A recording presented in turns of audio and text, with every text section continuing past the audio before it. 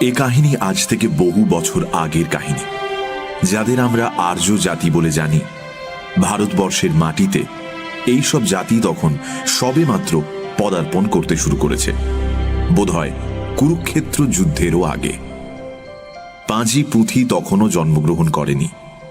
আকাশের গ্রহ নক্ষত্র তখন ছিল নিশ্চিন্ত। মানুষ তাদের গতিবিধি কার্যকলাপের উপর কড়া নজর রাখতে আরম্ভ করেনি। আর্য বীরপুরুষেরা ভারত ভূমিতে পা রেখেই আদিম অনার্যদের বিন্ধ্য পর্বতের পরপারে খেদিয়ে দিলেন। শুধু তাই নয়, তাদের রাক্ষস, পিশাচ, দস্যু ইত্যাদি দুর্নাম দিতে লাগলেন। এমন একটি সময় দুজন নবীন আর্য যোদ্ধা সৈন্য সামন্ত নিয়ে দক্ষিণা পথে বহু দূর অগ্রসর হয়ে গিয়েছিলেন এবং দেখে শুনে খানিকটা উর্বর ভূভাগ থেকে কৃষ্ণকায় দস্যু তস্করদের তাড়িয়ে স্বরাজ্য স্থাপন করেছিলেন। এই আর্য বীরপুরুষ দুটির নাম প্রদ্যুম্ন এবং মঘবা। এই দুজনের মধ্যে প্রচণ্ড বন্ধুত্ব।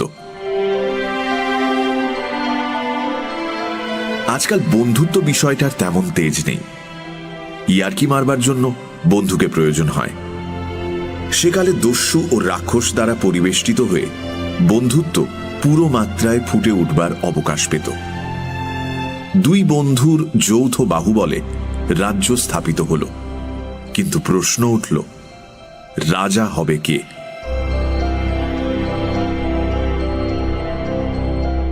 প্রদ্যুম্ন বললেন, মঘবা, তুই রাজা হ, আমি সেনাপতি হব। মঘবা বললেন,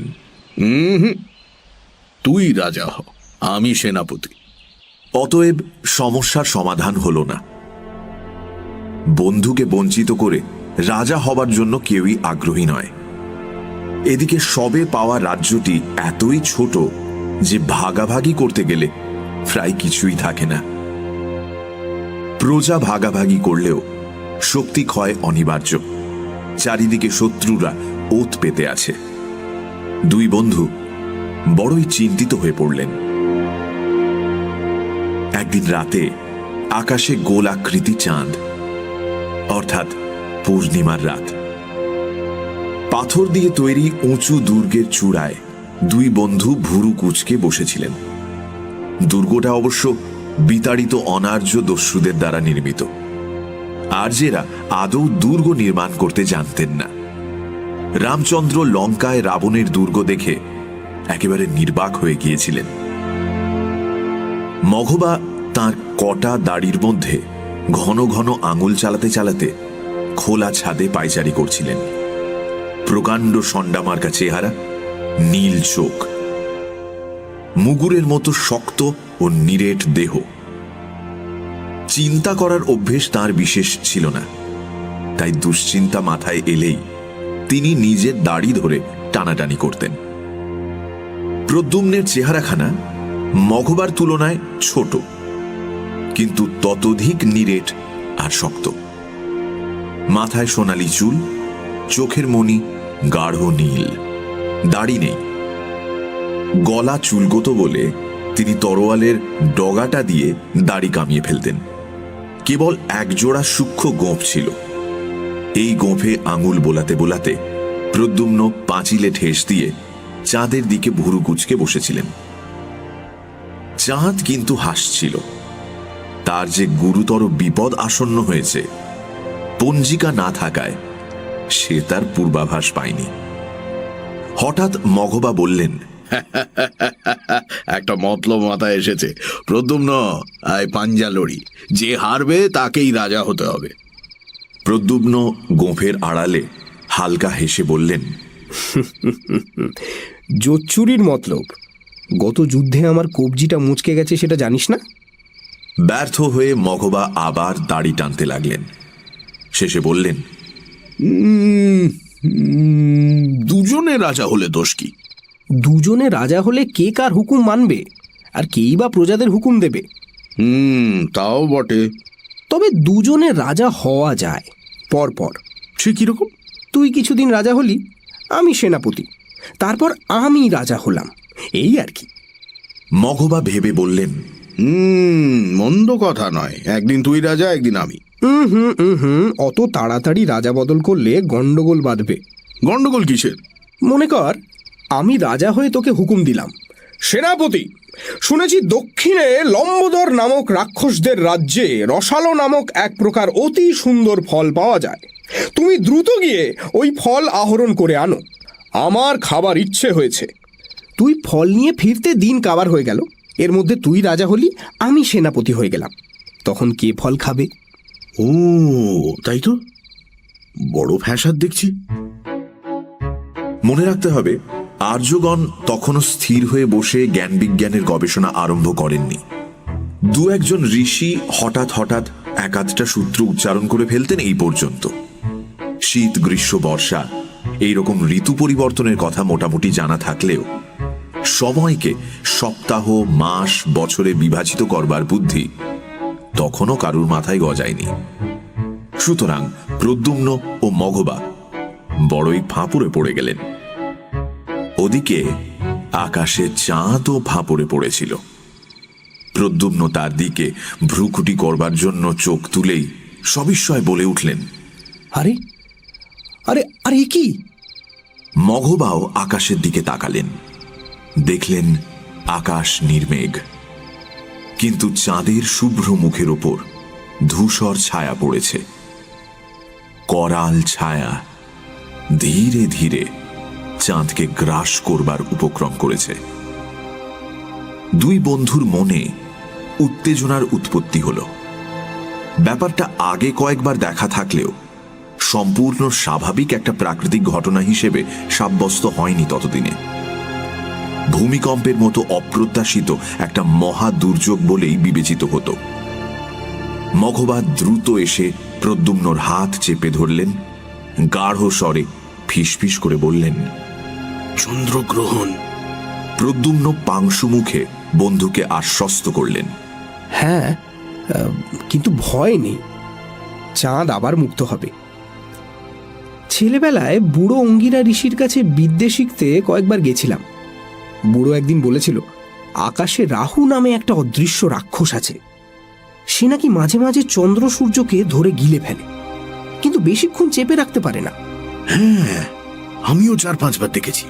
আমিও, মাঝে মাঝে এরকম ঘটে থাকে। দুই বন্ধু হাত ধরাধরি করে দেখতে লাগলেন বিপন্ন ম্রিয়মান চাঁদকে যেন একটি অজগর সাপ ক্রমে গ্রাস করে ফেলছে। দুর্গের নিচে ভয়ার্ত জনগণ সমবেত হয়ে চিৎকার ও নানা প্রকার বাদ্যধ্বনি করতে লাগল। দুষ্ট রাক্ষসগণ নাকি এইরকম বিকট শব্দ শুনলে ভয় পেয়ে পালিয়ে যায়।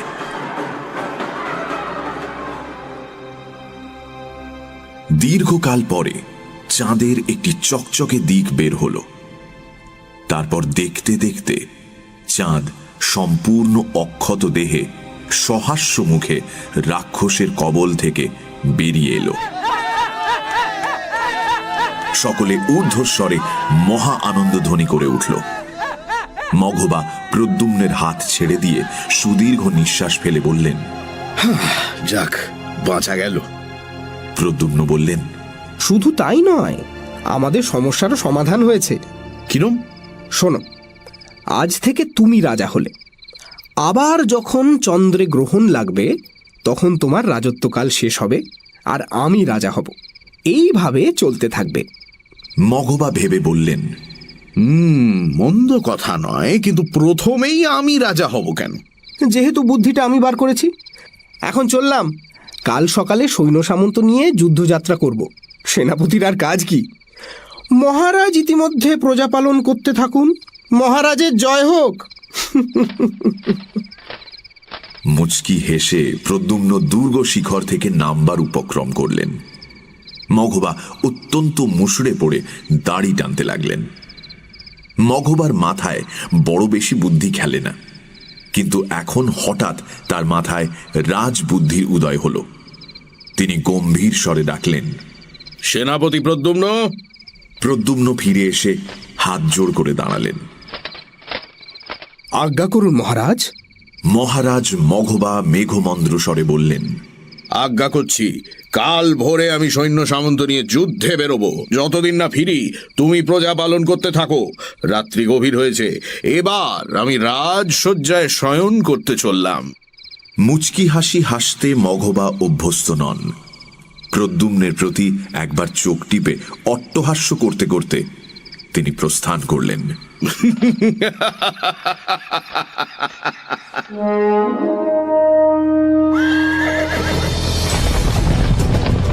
মহারাজ মঘবা মহানন্দে অর্ধেক সৈন্য নিয়ে যুদ্ধ করতে চলে গেলেন।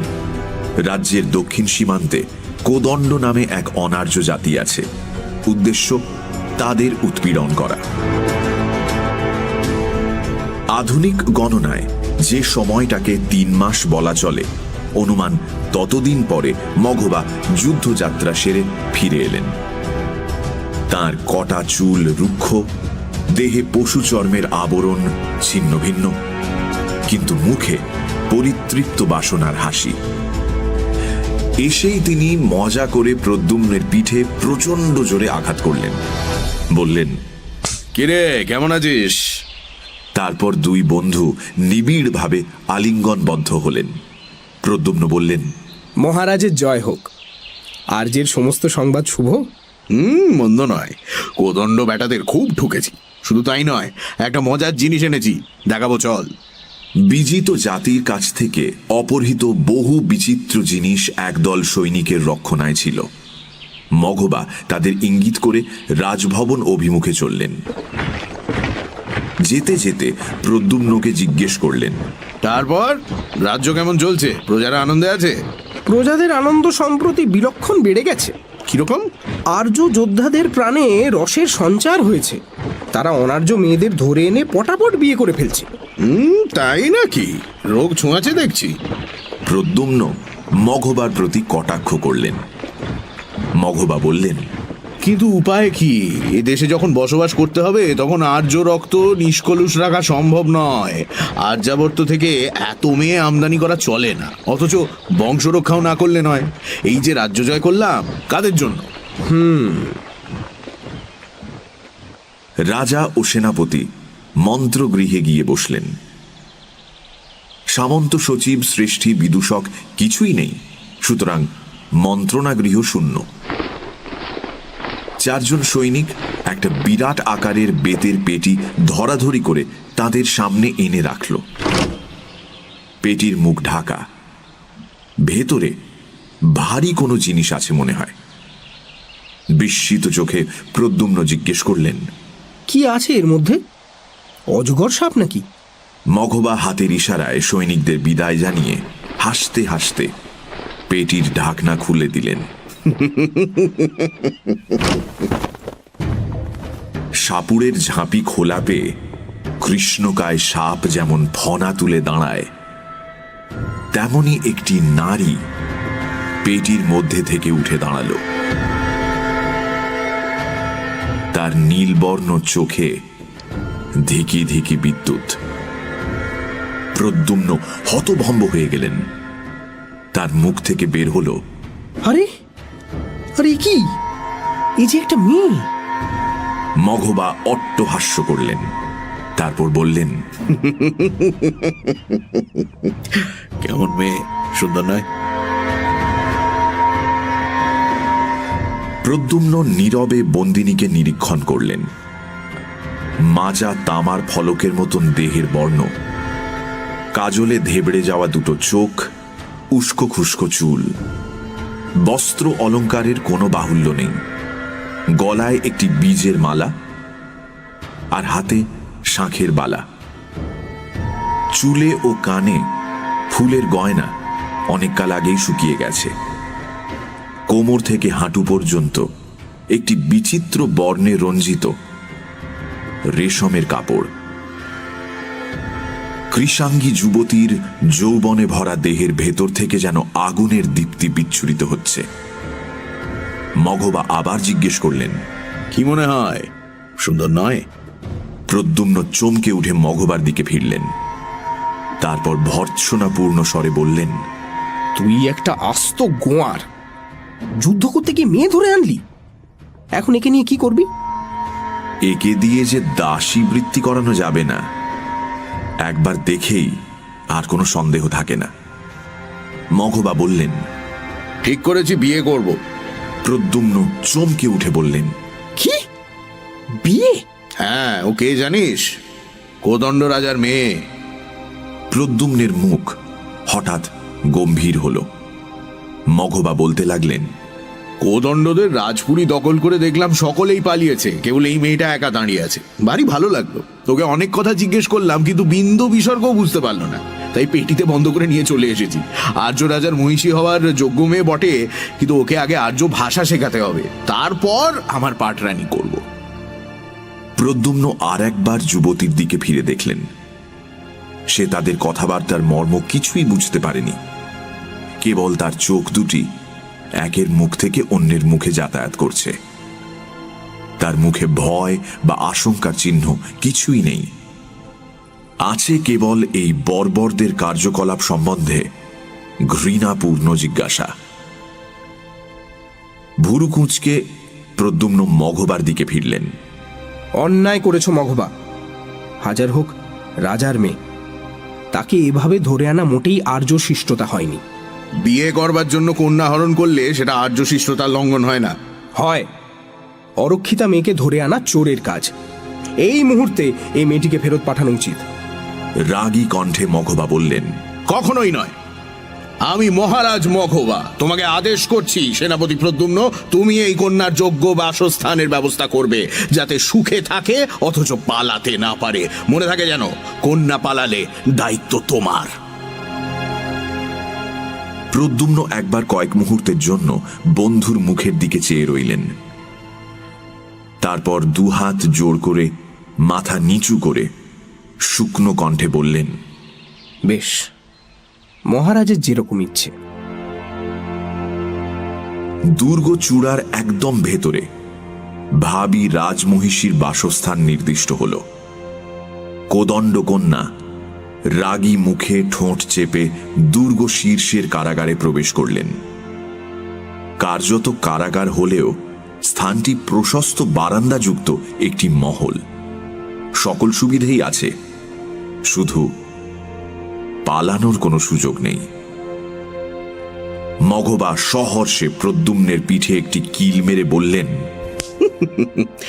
রানীর মতো রানী পাওয়া গেছে, কি বলিস? প্রদ্যুম্ন বললেন, পরদিন প্রাতঃকালে কিন্তু গুরুতর সংবাদ এলো।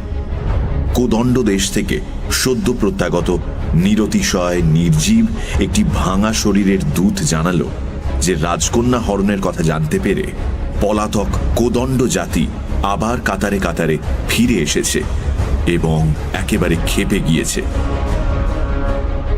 মঘবা যে অল্প সংখ্যক আর্য সেনাকে পাহারা দেওয়ার জন্য ছেড়ে এসেছিল, শত্রুর অতর্কিত ক্ষিপ্র আক্রমণে তারা প্রত্যেকেই কচুকাটা হয়েছে। কেবল এই দূত কোনোভাবে প্রাণে বেঁচে ফিরে এসেছে। পরিস্থিতি অত্যন্ত ভয়াবহ। শুনে প্রদ্যুম্ন চঞ্চল হয়ে উঠলেন। মহারাজ, অনুমতি দিন, শ্যালকদের ঢিট করে আসি। মঘবা কিন্তু রাজি হলেন না। উল্টে বললেন, তা হয় না, ঢিট করতে হলে আমিই করব।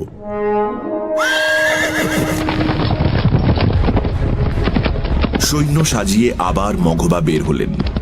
কিছু দূর গিয়ে ফিরে এসে প্রদ্যুম্নকে বললেন, ইতিমধ্যে মেয়েটাকে তুই আর্য ভাষা শেখাস। মনের ক্ষুব্ধতা গোপন করে প্রদ্যুম্ন বললেন, আচ্ছা।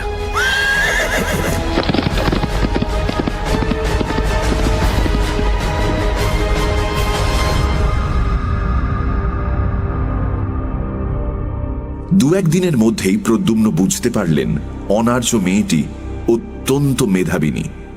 এক সপ্তাহের মধ্যেই সে ভাঙা ভাঙা কথা বলতে আরম্ভ করল। তার নাম এলা। অনার্য নাম বটে, কিন্তু শুনতে ও বলতে ভারী মিষ্টি।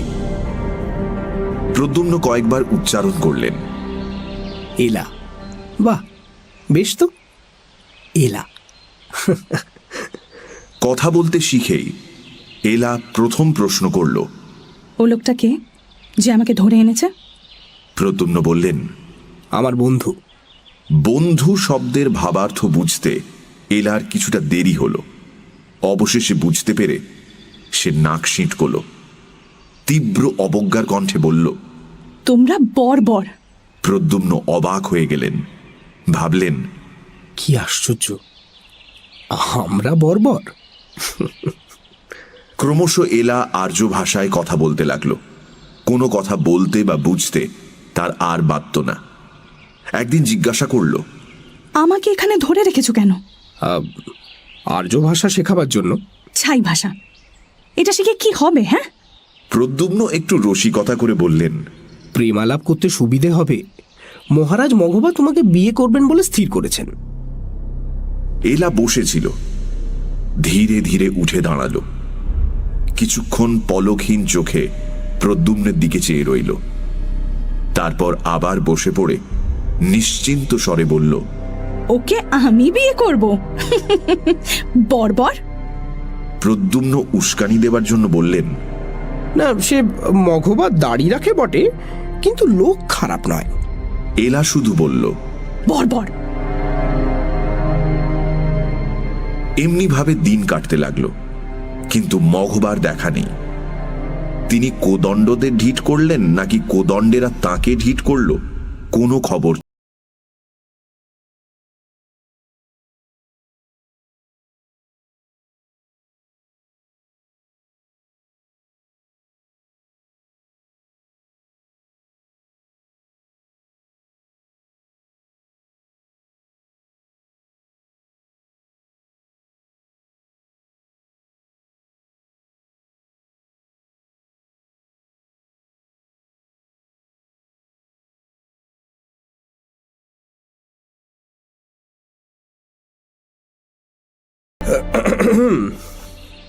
তখন তিনি জানলার দিকে গিয়ে দাঁড়ালেন, আকাশের দিকে তাকালেন, নিচে উকি ঝুঁকি মারলেন, তারপর আবার গলা খাঁকারি দিয়ে বললেন,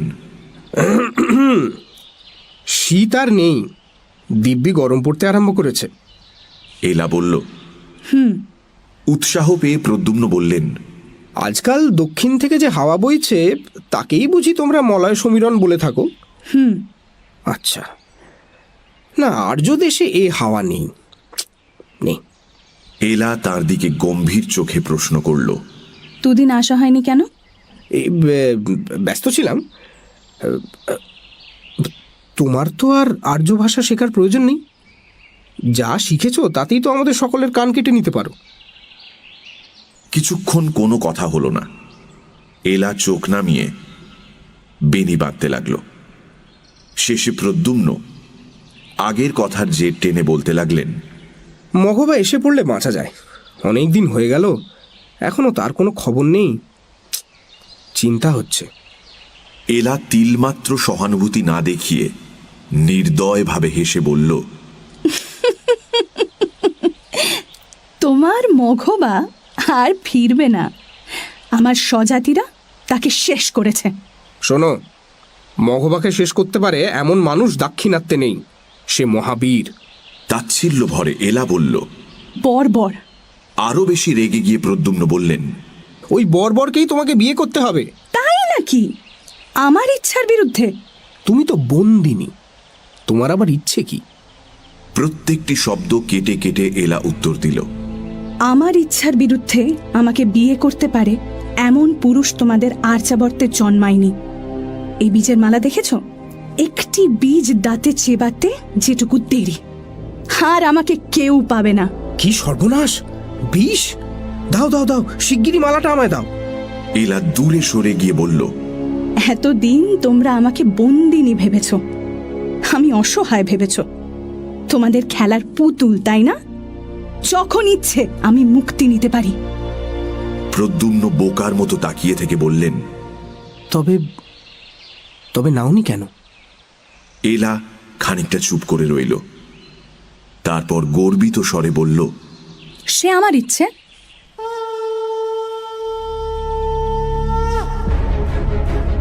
এই সময় জানলার বাইরে দূর উপত্যকায় শঙ্খের গভীর শব্দ শোনা গেল। চমকে উঠে প্রদ্যুম্ন সেদিকে তাকালেন। সীমান্তের বনের ভেতর থেকে ধ্বজা উড়িয়ে আর্য সেনা ফিরে আসছে। কপালের উপর হাত রেখে প্রদ্যুম্ন সেদিকে চেয়ে রইলেন। তারপর গভীর নিঃশ্বাস ফেলে বললেন, যাক, বাঁচা গেল, মঘবা ফিরেছে। আমিও বাঁচলাম, মুক্তির আর দেরি নেই। প্রদ্যুম্ন আচমকা ফিরে দাঁড়ালেন। এলা তেমনি দাঁড়িয়ে বেনি বাঁধছে, তার মুখে সূচিবিদ্ধ মৃত প্রজাপতির মতো এক ফালি হাসি। প্রদ্যুম্ন তার কাছে ফিরে গিয়ে অনুনয়ের কণ্ঠে বললেন, এলা এলা ছেলে মানুষই করো না। দেখো, মঘবাকে বুঝতে সময় লাগে, বিয়ের পর তুমি বুঝতে পারবে তার মতো মানুষ হয় না। আমি আমি মিনতি করছি তোমার কাছে, ঝোঁকের মাথায় হঠাৎ কিছু একটা করে বসো না। হঠাৎ কোনো কাজ করা আমার অভ্যেস নয়। আমি কোদণ্ড কন্যা, বর্বর নই। মঘবা যদি গায়ের জোরে আমাকে বিয়ে করার চেষ্টা করে, বিয়ের সভায় আমি মুক্তি নেব।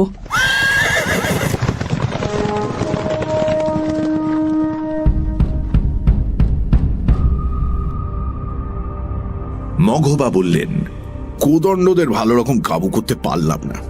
খেপে গেলে ব্যাটারা ভীষণ লড়ে। যাই হোক, শেষ পর্যন্ত সন্ধি করেছি। প্রদ্যুম্ন প্রশ্ন করলেন, সন্ধির শর্ত কি? মঘবা উচ্চস্বরে হাসলেন।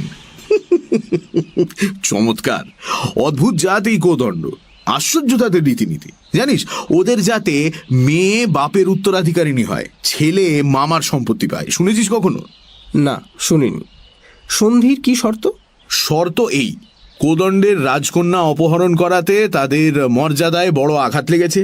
এই কলঙ্ক মোচনের একমাত্র উপায় কন্যাকে বিবাহ করা। বিবাহ না করলে তারা যুদ্ধ করবে, কিছুতেই শুনবে না। আর যদি বিয়ে করি, তবে উত্তরাধিকার সূত্রে কোদণ্ডের রাজা হব। গুরুতর শর্ত নয়? প্রদ্যুম্ন কিছু মুহূর্ত হেঁট মুখে দাঁড়িয়ে রইলেন। তারপর অল্প হেসে ধীরে ধীরে বললেন, গুরুতরই বটে। সুতরাং আর বিলম্ব নয়, তাড়াতাড়ি কোদণ্ড কন্যাকে বিবাহ করে ফেলা দরকার। মেয়েটা ঠিক আছে তো? ঠিক আছে। আর্য ভাষা কেমন শিখলো? বেশ। তবে কালই বিয়ে করব। কিছুক্ষণ চুপ থেকে প্রদ্যুম্ন বললেন, মেয়েটির মতামত জানবার প্রয়োজন নেই? কিচ্ছু মাত্র না, এই রাজকীয় ব্যাপার, কথার নড়চড় চলবে না। সন্ধির শর্ত পালন করতেই হবে। সেদিন গভীর রাতে প্রদ্যুম্ন চোরের মতো এলার মহলে প্রবেশ করলেন। আকাশে প্রায় পূর্ণচন্দ্র, চাঁদের আলোয় ঘরটা ভেসে যাচ্ছে। সেই জ্যোৎস্নায় মাটিতে শুয়ে এলা ঘুমোচ্ছে। ঘরে প্রদীপ নেই। নিঃশব্দে প্রদ্যুম্ন তার কাছে গেলেন, হাঁটু গেড়ে তার পাশে বসলেন। শ্বাস বন্ধ করে তার মুখের কাছে মুখ নিয়ে গেলেন। এলা ঘুমোচ্ছে, কিন্তু তার চোখের কোণ বেয়ে বিন্দু বিন্দু অশ্রু ঝরে পড়ছে। স্বপ্নে এলা গদগদ অবরুদ্ধ কণ্ঠে বলছে, প্রদ্যুম্ন,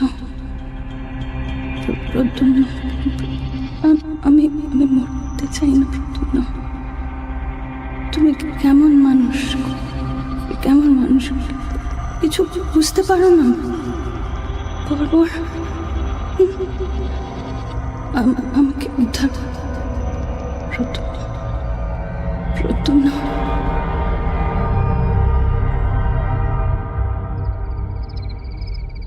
যে কাজ করতে এসেছিলেন তা আর করা হলো না। বীজের মালা এলার কণ্ঠেই রয়ে গেল। প্রদ্যুম্ন চোরের মতো নিঃশব্দে ফিরে গেলেন। পরদিন সূর্যাস্তের সঙ্গে সঙ্গে পূব আকাশে চাঁদ উঠল। মঘবা রাতের জন্য প্রতীক্ষা করছিলেন।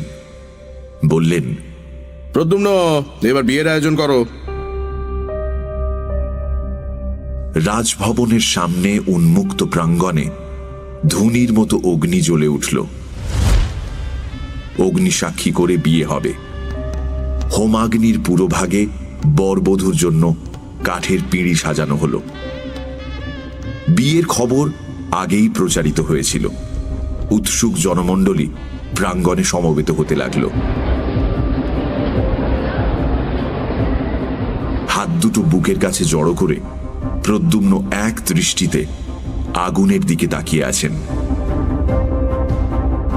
একবার বুকের পাঁজর ভেদ করে একটা গভীর দীর্ঘশ্বাস বের হলো। মঘবা এসে কাঁধে হাত রাখতে তার চমক ভাঙল। আগুন থেকে চোখ তুলে সামনের দিকে চাইলেন। সামনেই চাঁদ গাছের ডালপালার আড়াল ছেড়ে এইমাত্র উঁচুতে উঠেছে। প্রদ্যুম্ন সেই দিকে তাকিয়ে রইলেন।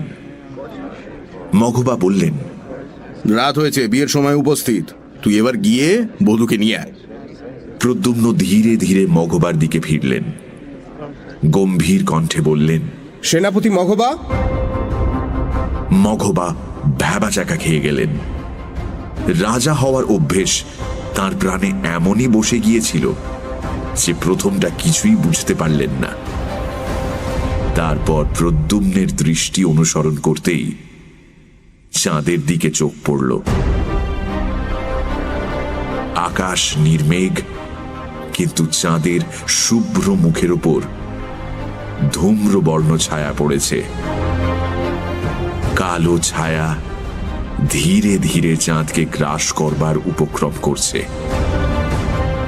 প্রদ্যুম্ন বললেন, সেনাপতি মঘবা, আমি বধূকে আনতে যাচ্ছি।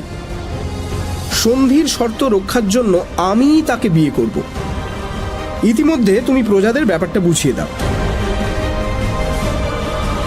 মঘবা কিছুক্ষণ স্তম্ভের মতো নিশ্চল হয়ে রইলেন। তারপর তার প্রচন্ড অট্টহাস্যে আকাশ বিদীর্ণ হয়ে গেল।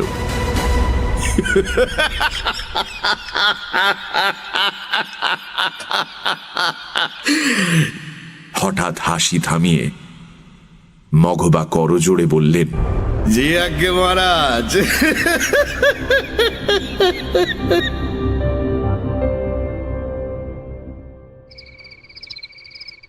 এলা জানলার ধারে বসেছিল।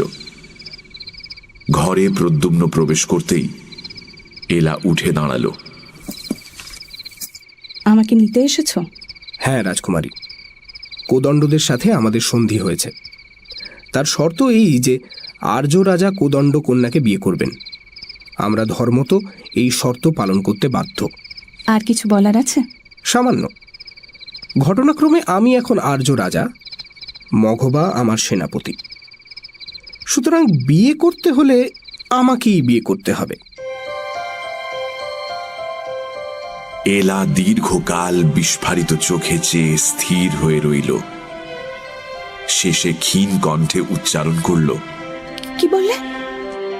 প্রদ্যুম্ন রাজকীয় গাম্ভীর্যের সঙ্গে বললেন, বললাম যে আমাকে বিয়ে করতে হবে।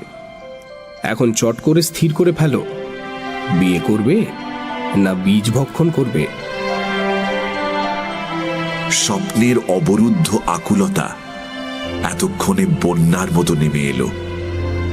নীল চোখ দুটি ছাপিয়ে ঝরে পড়তে লাগলো।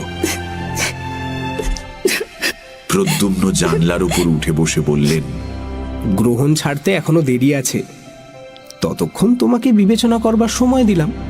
কে? বর্ষণের ভেতর দিয়ে বিদ্যুৎ চমকের মতো হাসি হেসে এলা বলল,